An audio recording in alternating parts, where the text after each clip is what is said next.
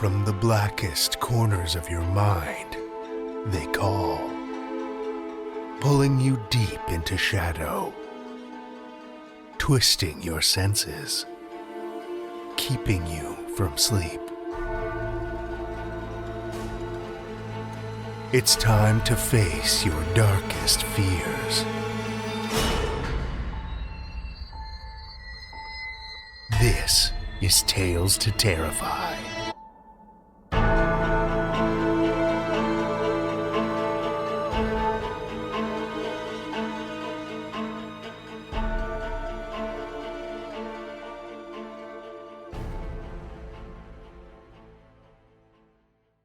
Good evening, children of the night, and welcome.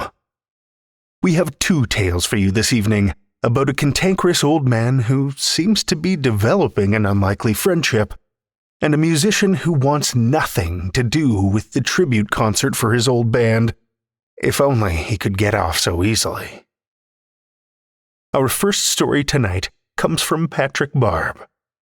Patrick Barb is an author of weird, dark, and horrifying tales, currently living and trying not to freeze to death in St. Paul, Minnesota. His published works include the dark fiction collection Pre-Approved for Haunting, the novellas Gargantuana's Ghost, and Turn, as well as the novelette Helicopter Parenting in the Age of Drone Warfare. Visit him at patrickbarb.com. Children of the night, join me for Patrick Barb's Don't Go in the Woods, or Do, See If I Care. First published in the anthology It Was All a Dream, October 2022.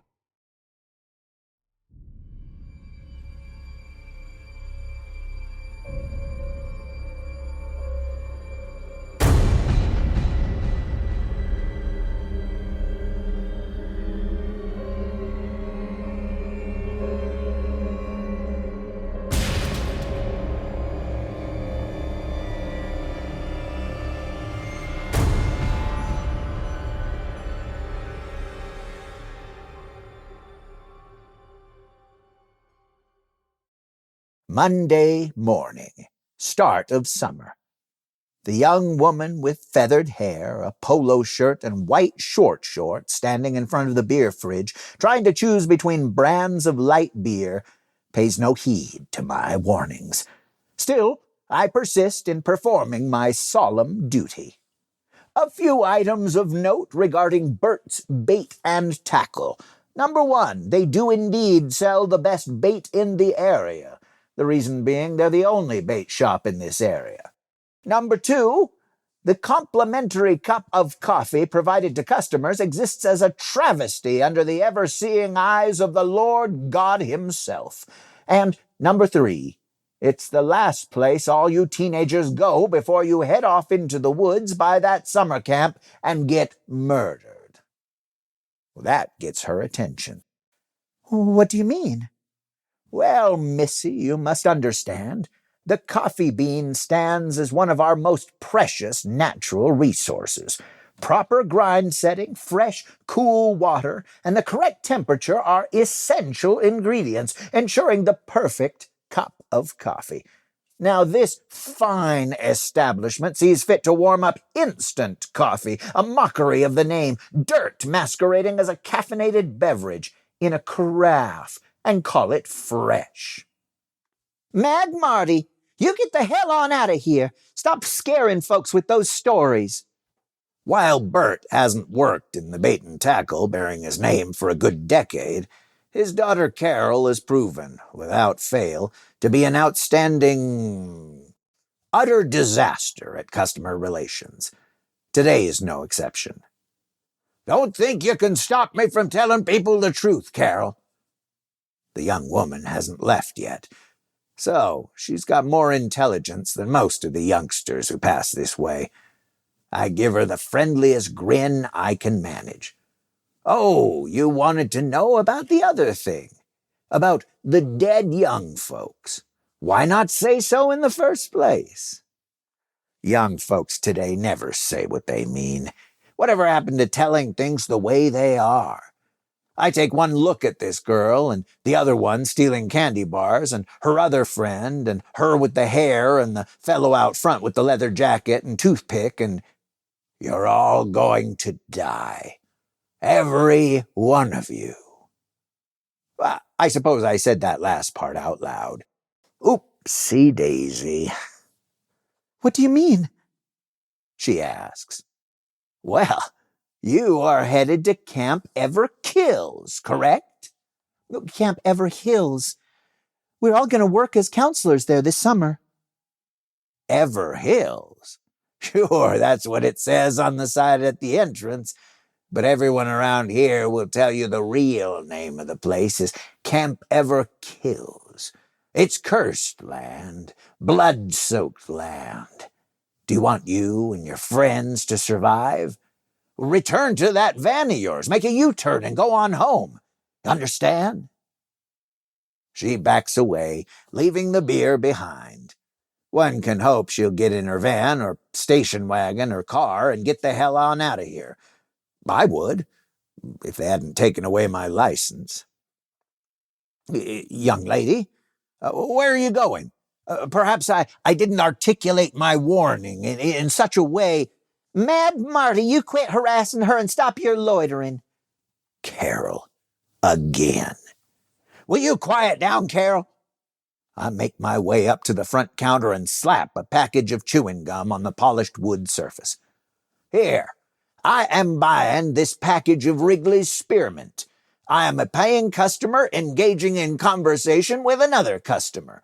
Please give me my 4-cent change and pour some of the wretched beverage that you dare to call Java into a cup. Carol rolls her eyes, but hands me my change and an awful cup of coffee. Now to find out where that young woman disappeared to.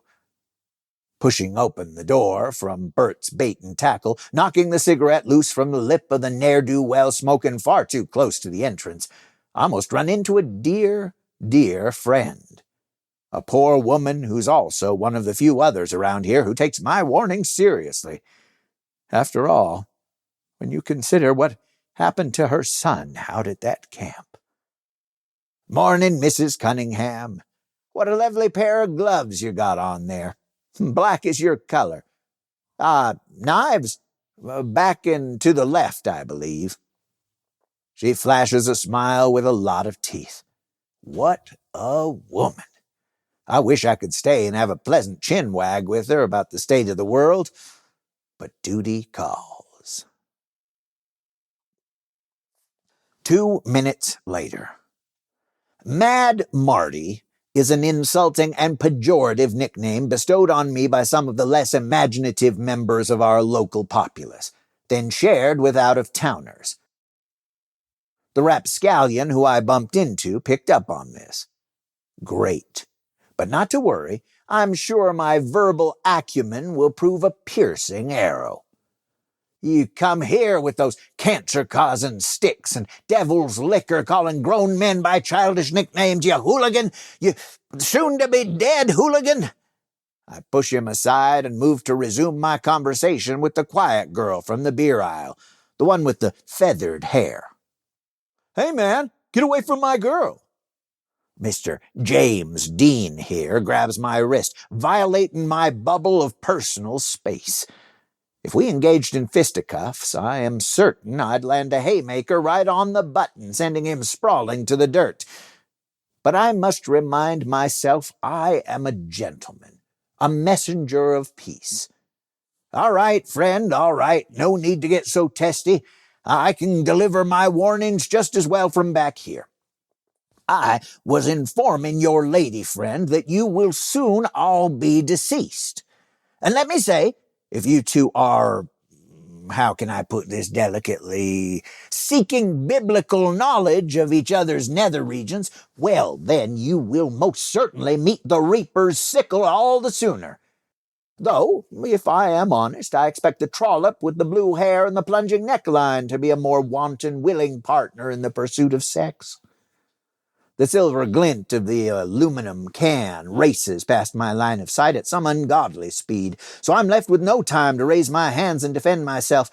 I am struck a grievous blow. It's most unsporting, and I will not let this insult go unremarked upon. All I wish to do is warn them of their prophesied demises, and they respond by throwing full beer cans at me. Ow! You do your generation a disservice. But they've already backed up. Without checking the rearview mirror first, I am certain, and barreled out of the parking lot at Bert's Bait and Tackle blasting rock and roll music at an unbearable volume. More's the pity, since they miss my final warning. And you're still all gonna die! A familiar arm falls on my shoulder, and I turn around to a sweet, smiling face. In dear, sweet Mrs. Cunningham with her bag full of knives. I'm reminded of her connection to the dark forces in the woods. I'll handle this sensitive topic with the care and delicacy it requires. And a good day to you, Mrs. Cunningham. Is it the anniversary of your child It is? Well, you carry yourself well, ma'am. After those teenagers die, would you want a companion for a stroll around the lake? You can tell me all about him. She doesn't commit to our potential rendezvous, but she also doesn't deliver an outright denial. I offer to carry her bag of bladed implements. Peeking inside, I find a whetstone among her purchases. After putting the bag in the back seat, I ask her, "Those knives you've bought look plenty sharp already. Why the sharpening stone?" "I need them sharper for what's coming," she says with a big smile and her bigger eyes glistening. When she pulls out of the parking lot, I note her turn signal indicating her destination is the summer camp in the cursed woods. Noting where she's headed, I suppose it's a good thing she's bringing all those knives. Friday afternoon. I do not wish to call myself a hero, but braving the death-cursed woods and entering the site of a certain soon-to-be slaughterhouse must come with some degree of heroic association. So while I don't call myself a hero, I am still willing to accept the kudos and acclaim of others, such as this young woman whose hair remains feathered after a week, but her eyes brim with tears, her pink-painted lips a-tremble. She's asked me a question, and I'm reminded of how she ran away days before. "Have I seen your friends?" I answer with questions to show her I remember her quite well. "Which ones? The leather jacket-clad delinquent and the blue-haired trollop?" "Well, I hate to say I told you so, young lady." For someone who looked close to tears and fears scant moments prior, she certainly gets indignant enough. And then some. "What are you doing here?" she asks. "What am I doing here? What are you doing here? That's the question you ought to ask. What are you doing here besides living for a few brief moments? Have I told you these woods are cursed? Have I mentioned how death and damnation stalk between the trees?" "Mad Marty, what have we told you about coming on our campgrounds?" The question-asker is older than the teens he works with, but sporting the same healthy hair all these youths wear like crowns of clouds atop their heads. I suppose he's the camp manager, the latest fool to reopen Camp Ever Kills and tempt the fates. I will dispense with him as follows. "Oh, hello there, Mr. What's it say on your shirt there? Abercrombie? I was discussing the death curse placed upon this camp with your young counselor here. Did you know, sir?" He returns a gesture I won't describe. Needless to say, his hand gestures prove as filthy as the expletive-laden toilet mouths of his counselors. I will not be dragged into the mud to wrestle with the hogs. No, sir. No, ma'am. "Well, fie to you, too. Fie, a triple fie, and this gesture to you as well. I know when my presence is not wanted or appreciated. Perhaps I will visit again when you are all dead." Saturday morning, dusk. They all died, just like I said. Well, not all of them. Peering through the trees, I spy the girl with the no longer feathered hair, surrounded by deputies and medics. They've draped a blanket over goose-pimpled shoulders, slick with lake water and blood splatter. The wet hair and shivering looks not at all becoming of a young lady. I pray this second chance will provide her the opportunity to rethink some of her life choices. My strange companion grumbles something that sounds like die, like he's reading my mind. Sensing I've found another kindred soul attuned to the dangers of the woods around us, I strike up a conversation in the most unorthodox of ways. Well, I wouldn't say she has to die, no more than any of us have to die. Tone down the anger and the heavy breathing. We've made it through another day in the woods, after all. Put a smile on that face of your... I spoke too soon. He's a hideous sort, no smiles providing a cure for his condition. So I pivot to a different conversational stratagem. You know, facial moisturizer's a wonderful and essential product. Some consider it a feminine affectation, but not me, not Marty. His nostrils flare, and his tongue hangs out from between his lips, wrinkled like writhing coffin worms. Bloodshot eyes follow me in the shadows of tall pines. Young man, you appear familiar. Weren't you in the lake a moment before, with the girl?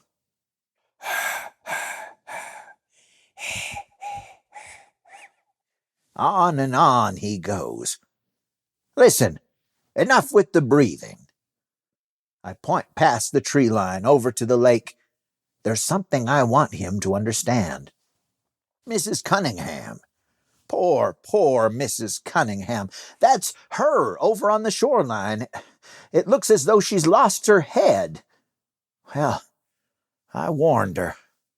I warned them all.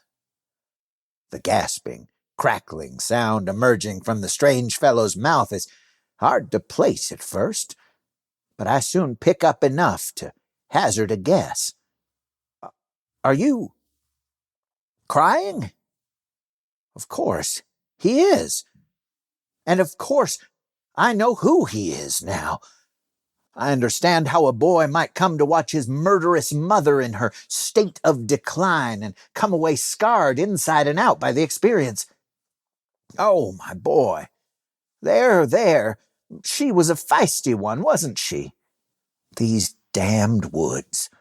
They kill more than people. Think, Marty. Think. You know what we need? A cup of coffee. Nothing better to warm the insides. Java heated to the precise temperature is enough to bring anyone back to life, I always say. Unfortunately, we'll have to content ourselves with the absolute swill served at Bert's Bait and Tackle. I look back to check if he's following.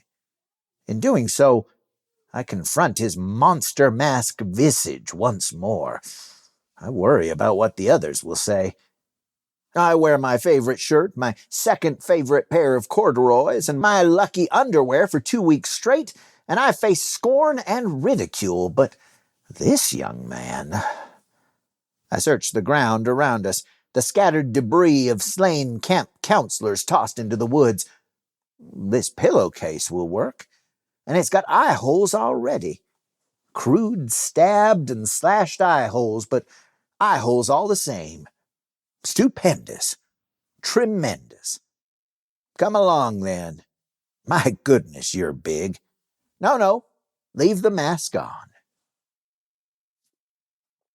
1 year later. Start of another summer. Number 3, it's the last place all you teenagers go before you head off into the woods by that summer camp and get murdered. Carol hasn't died yet. I wish she'd go and take a stroll in the woods.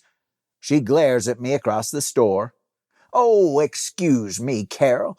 Ever hear about the First Amendment?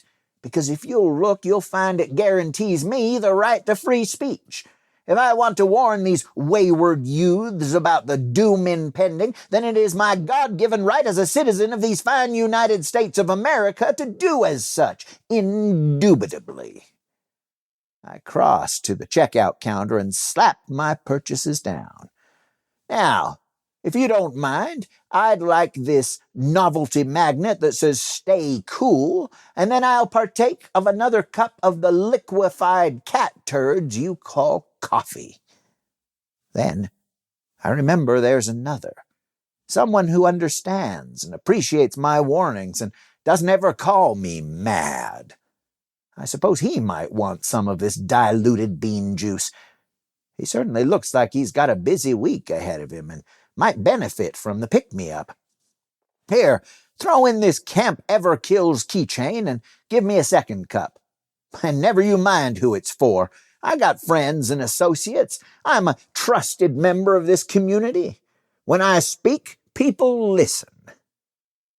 And when they don't listen, well...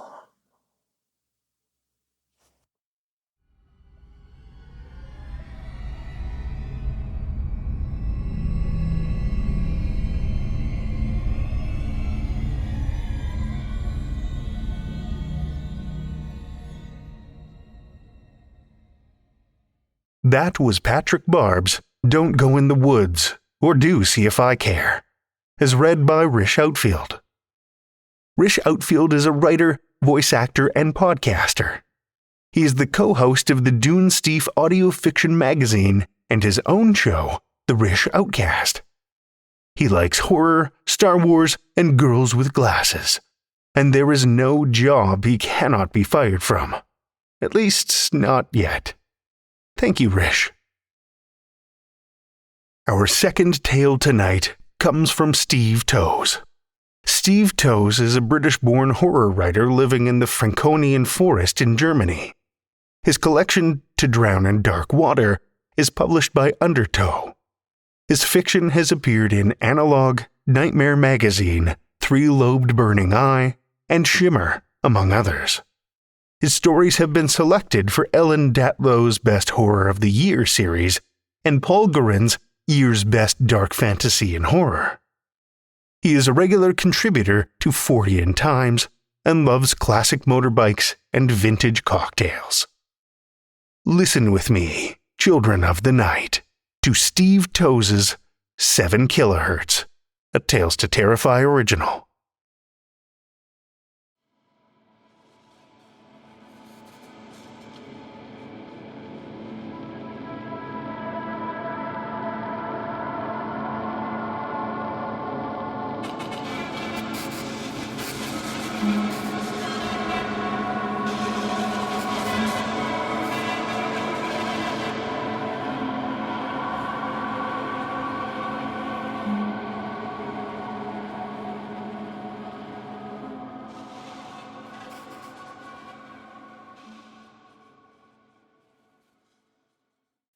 The venue was smaller than Clive remembered, compressed by the weight of the concrete tower block it sheltered under.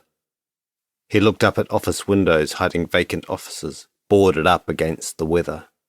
Cheap timber covered in graffiti. Everything fell apart eventually. He pulled his leather jacket tighter against the cold. The stained pavement in front of the entrance was crowded with people waiting to go in, door staff checking IDs for dates of birth and authenticity.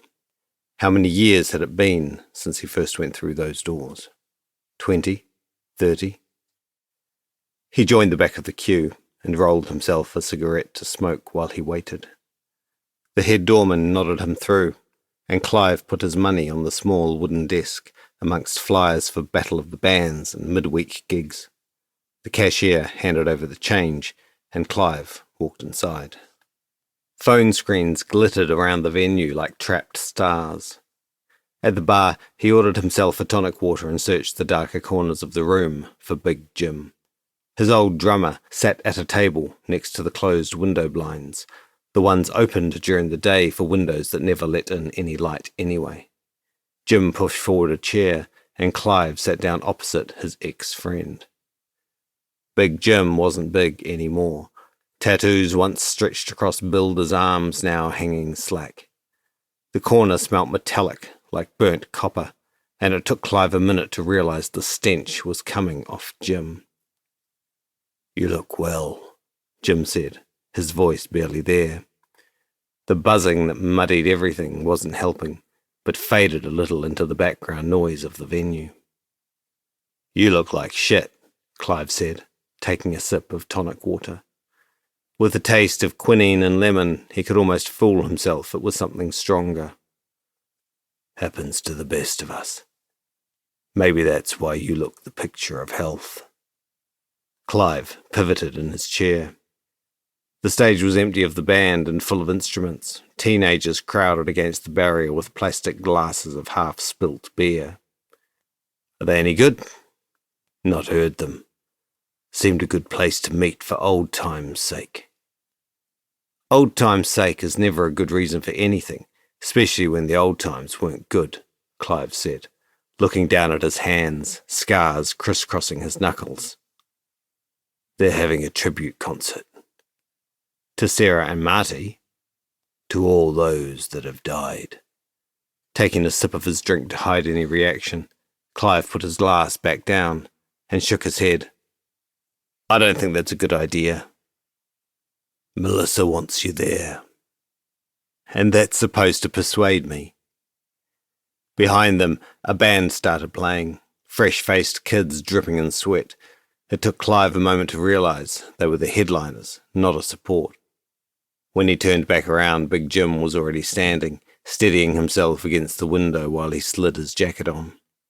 "She wants you there." "And you? Are you going? Has Melissa ordered you to be there too?" Jim stared toward the stage, looking for another band other than the one playing. "I'll be dead by then." Outside, Clive leant against the concrete wall, the bass from inside shuddering his ribs. He lit a cigarette and realised that despite the cold evening, he was sweating. The posters started appearing around town over the next few weeks. At first they were vague, teaser text, fly-posted on hoardings and empty shops. Even before Clive saw the Yeth Promotions logo in the bottom corner, he knew. No venue was mentioned, and no lineup.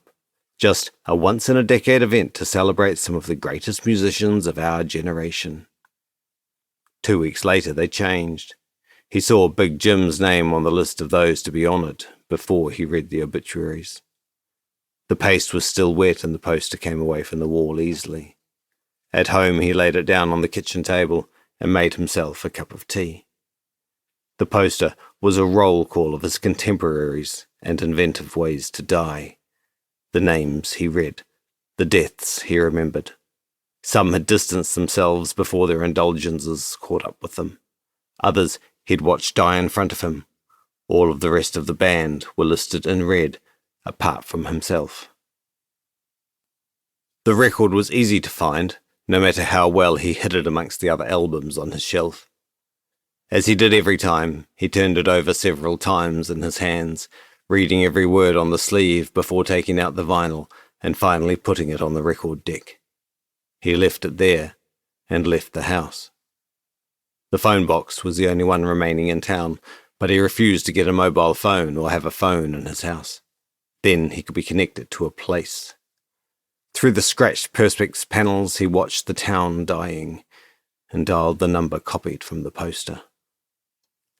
"Yeth Promotions, Melissa speaking. How can I help you?" The phone line was faint and crackled like insects lived in the cables. He lifted the handset away from his ear, and the buzzing remained. "I'm not going," he said. There was a pause on the other end of the line. "It's not open for debate," Melissa said. "You made promises a long time ago." "And no one is alive who remembers them," he said, staring at the scars white and vivid across his knuckles. "Of course there are," Melissa said. "Me, you, others." "I don't care." Another pause. He slid more coins into the slot. The phone line erupted into white noise, then faded back to an insectile whirring. "There are debts to be paid," she said. To me, you, others. You won't find me. Outside, the wind was picking up, blowing rubbish across the street to catch in the bare trees. I won't need to, Clive. You'll come straight to me. They started playing the music on the radio again, not just the local station where they mixed the latest trends with the oldest hits, intercut with insipid chat and traffic reports. When he ventured out to the local supermarket, their first hit came over the PA, and in the doctor's surgery, the one that only played the national stations, he had to listen to himself sing over and over. Every time he heard his own voice, he felt watched, felt like hidden in those lyrics was a surveillance he'd never be able to escape. The first letter arrived at the P.O. box. He'd set it up in that first flush of success all those years ago, and even as the flood of fan mail slowed to nothing, he still kept the box, its existence in his life far outlasting any address or relationship. Even before he saw the Yeth Promotions logo, he recognized the handwriting. Folding the letter in two, he tucked it into an inside pocket and left, telling himself he'd read it later. Instead, he dropped the unopened envelope into a bin far from his house, timing it just before they were emptied. When he got home, the second letter was waiting for him, on his mantelpiece. Closing the curtains, he sat down on the sofa, put the envelope on the table in front of him, and stared at it until the day faded enough for him to put the light on. In the darkness, the crackling and whirring in his head intensified, coating everything in a layer of noise. Clive used a knife to slit the paper. Inside was a single photo and a Yeth Promotions compliment slip. He put that to one side and stared at the black and white image. Two figures stood on the edge of a lake, behind them a single wooden building like a small barn.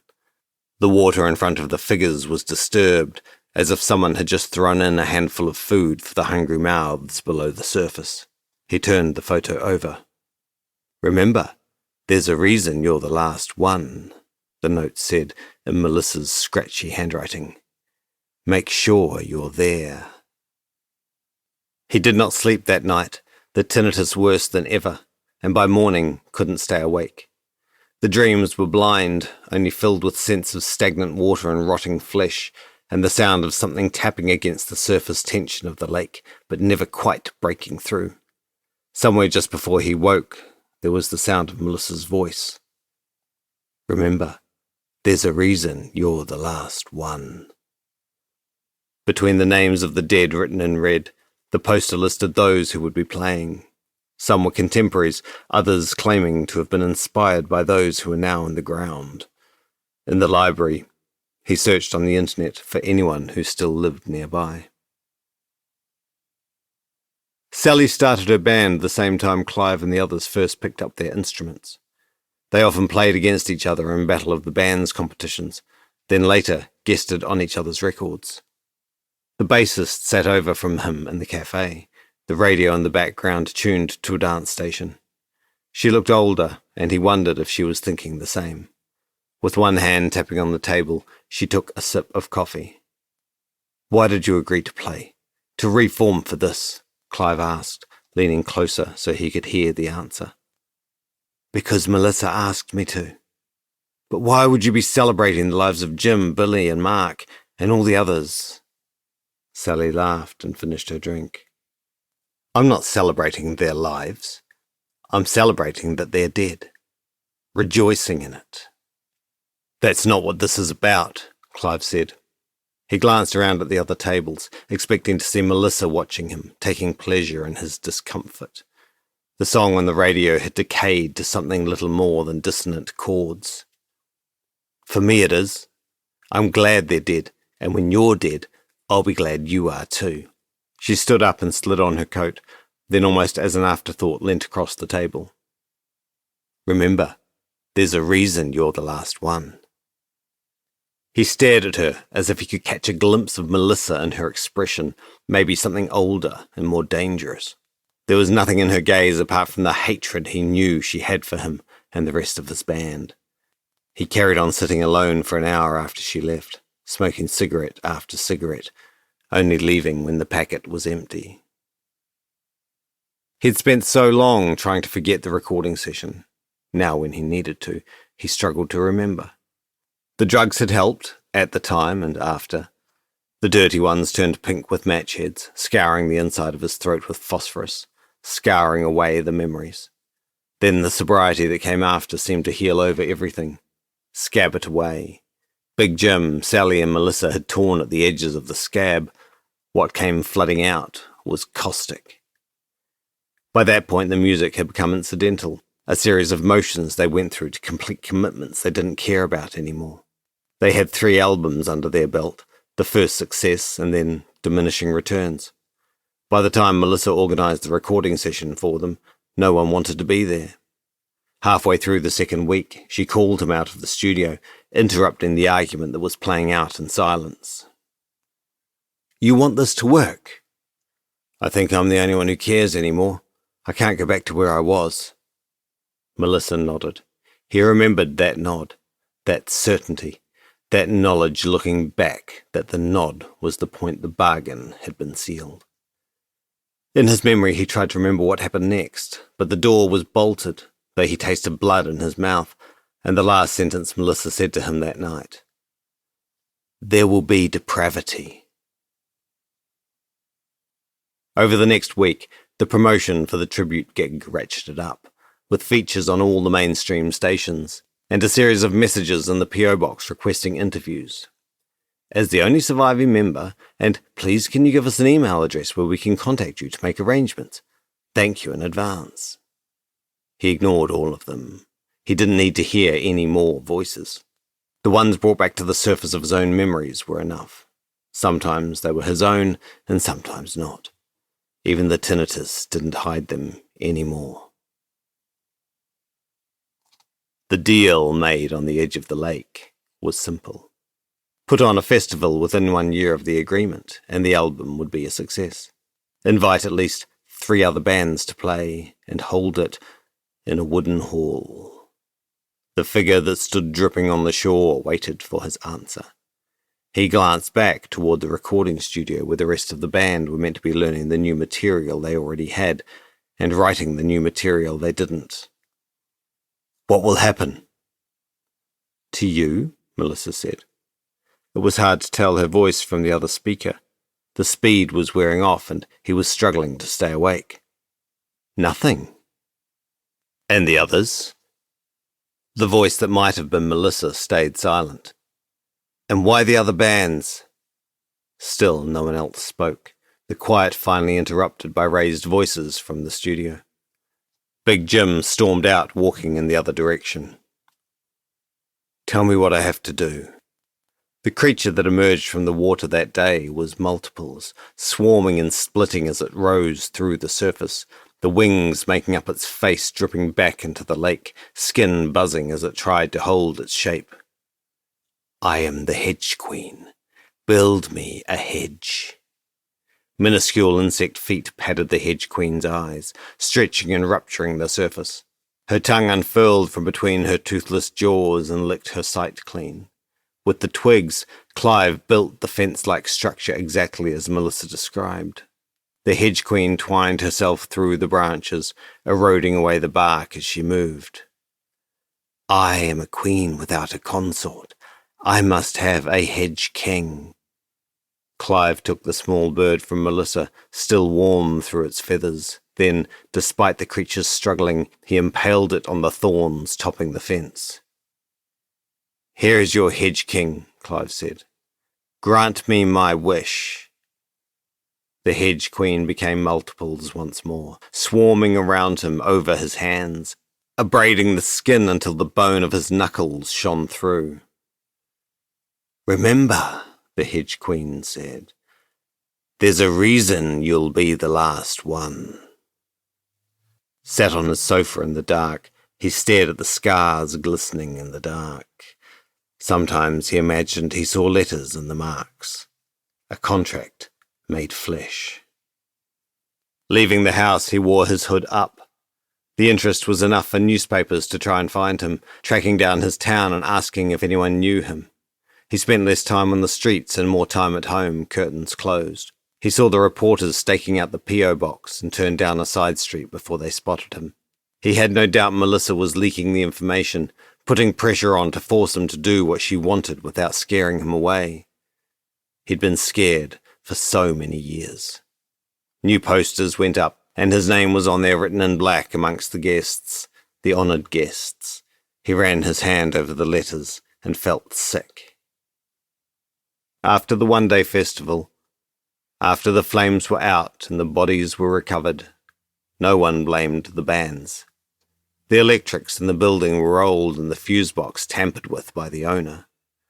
It was never the fire that haunted Clive or the rest of the bands. It was what happened before, what the audience did to each other before the hall caught light. What the bands did to each other and had to live with. At least one member of each group took their own life, unable to see those memories again and again. Even while they recovered and the dead were buried, that fourth record stayed at number 1 for long enough to see the surviving members all right for the rest of their lives, no matter how long that was. While they succeeded, all the other bands on the bill failed, as if the fame had burnt up in the flames of that night. The envelope was on his doormat, his name written in that same scratchy handwriting, inside a guest pass and a compliment slip.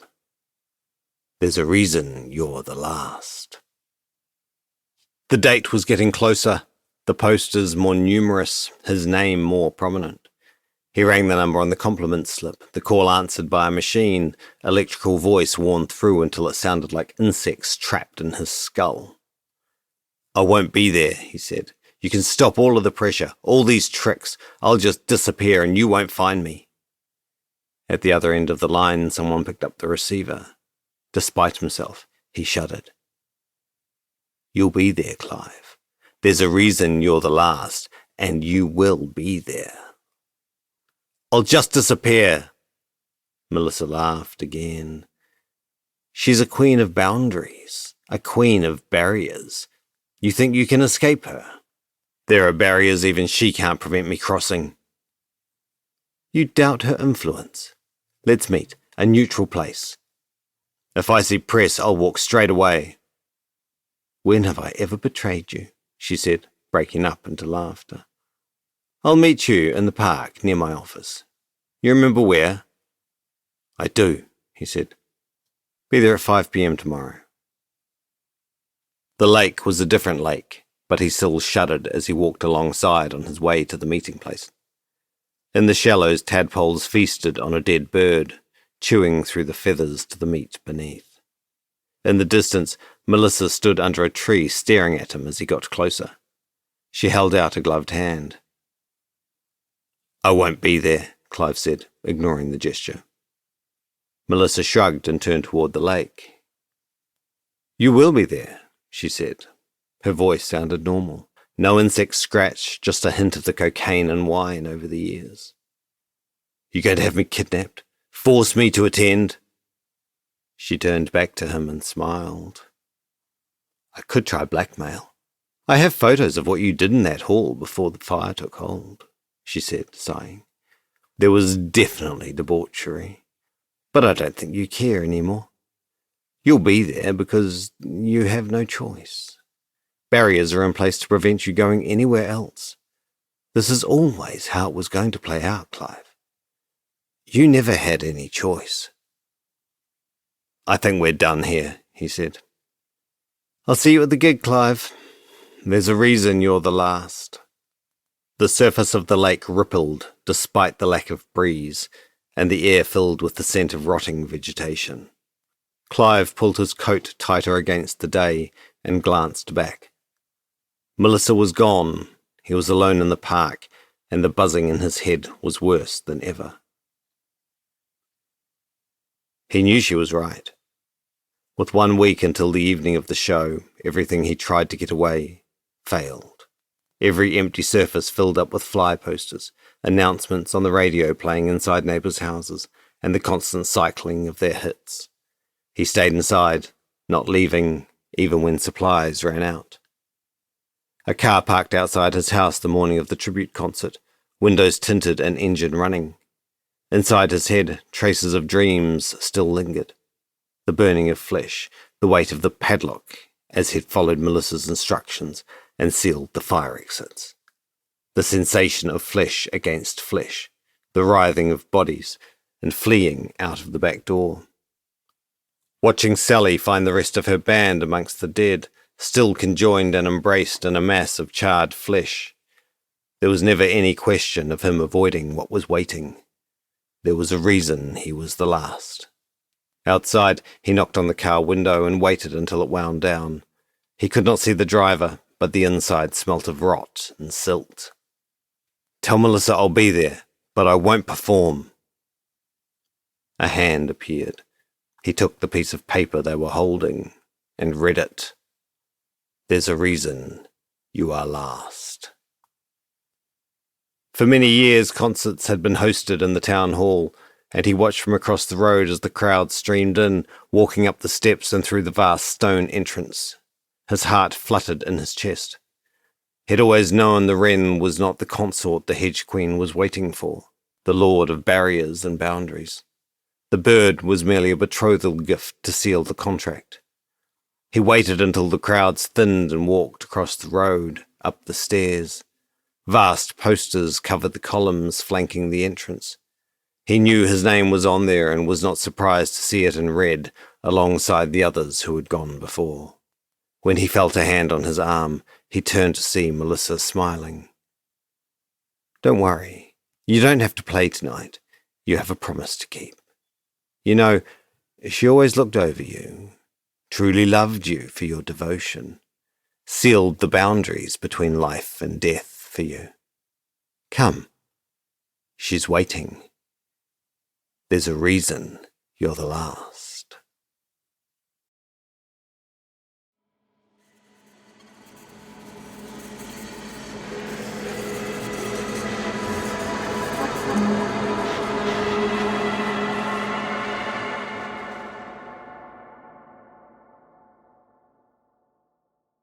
That was Steve Toase's 7 Kilohertz, as read by Dan Rabarts.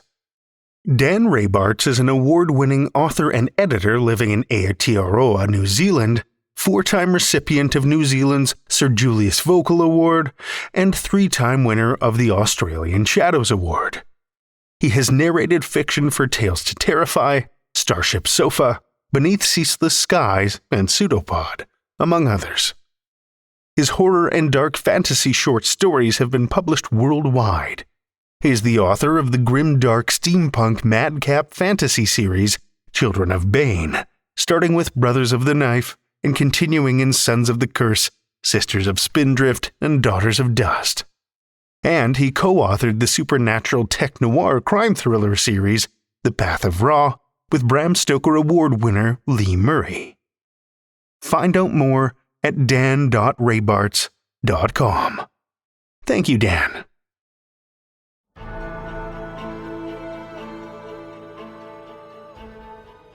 Well, children of the night, the hour is late and we've run out of tales to tell. For now. Tales to Terrify is made possible by the tremendous generosity of our supporters on Patreon and PayPal.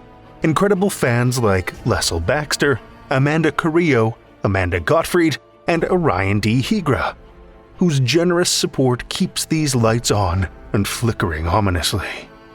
If you're not a supporter, head over to patreon.com/Tales to Terrify.